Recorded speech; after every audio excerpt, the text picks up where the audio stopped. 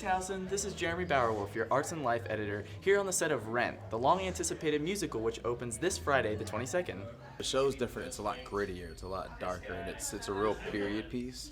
It takes place in like the early '90s when AIDS was really like a huge thing in New York. My character's name is Tom Collins. He's an anarchist who's just been relieved from his doctorate thesis at MIT, so he's come back to New York to be with his friends Roger and Mark. My character's Mimi Marquez. She's an exotic dancer, and I think one of the things that appeals to me is that she's only 19 when she's in the show, and this is just a very young cast. And I think that you find when you get onto Broadway and a lot of the other shows done is that you could find a lot of older people playing younger characters, and I think that this is very true to the real story. I think it makes the show a little brighter, more resilient, more energizing, more fun. I think that if you're coming in and you're expecting your typical run-of-the-mill production of Rent, it's not going to be that way at all. I think if you're expecting to see a really talented cast with great direction and amazing design elements that have been added to it, you're going to be pleasantly surprised and you're going to be happy leaving out of the show. And I think that if you're coming in expecting to see theater that's going to change the way that you look at things, or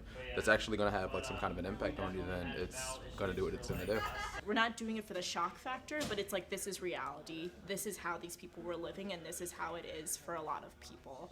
And I think that it brings out the depth in the characters, in the story, and it's not just the shallow artists, you know, who are just like being hipsters, like rolling around, you know. I think that there's a lot more to it that we're exposing and revealing and trying to share with everyone. Tickets are on sale and they're going fast. 1/3 of the showings have already been sold. Come out and see this amazing musical.